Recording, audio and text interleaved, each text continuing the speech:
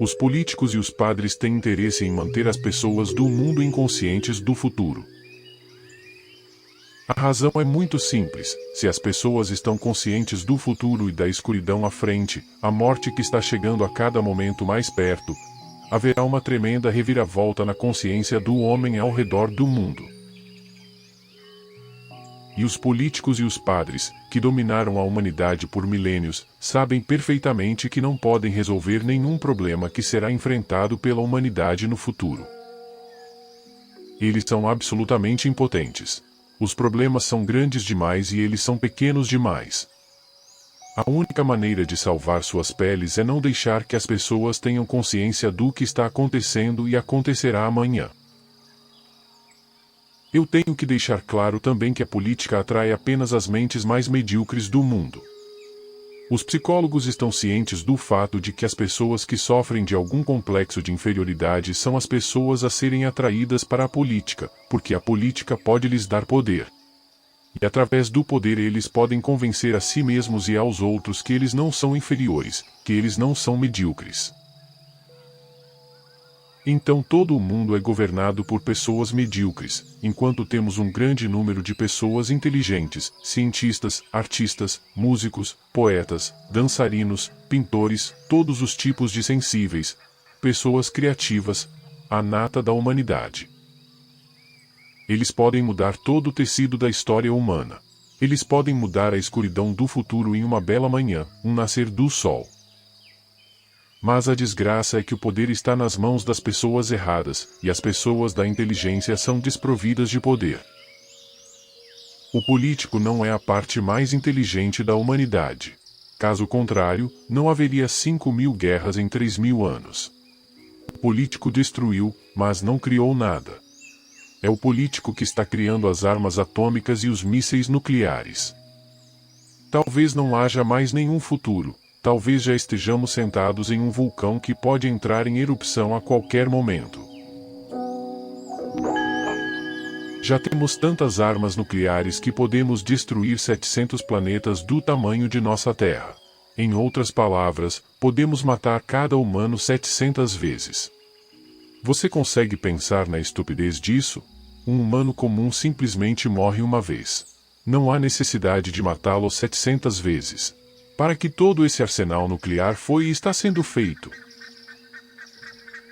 Há uma certa loucura por trás disso. A loucura é que o político só pode viver se houver guerra. Em sua autobiografia, um ditador austríaco fez muitas declarações significativas.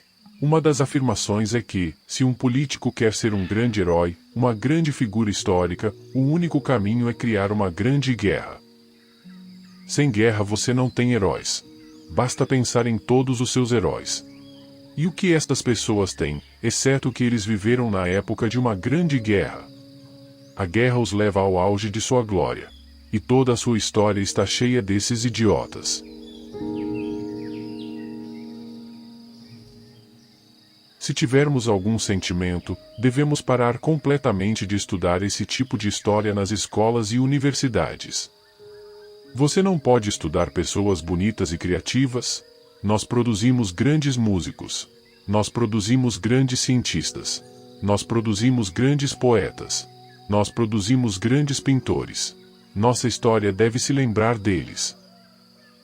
Nossa história deve nos lembrar que eles são nossos verdadeiros antepassados, não Gengis Khan, não Tamerlane, não Nadir Shah. Esses são acidentes e não devem sequer ter lugar nas notas de rodapé dos livros de história. Eles devem ser simplesmente ignorados. Eles eram pessoas loucas e não há necessidade de continuar estudando-os e criando o mesmo tipo de desejo na nova geração.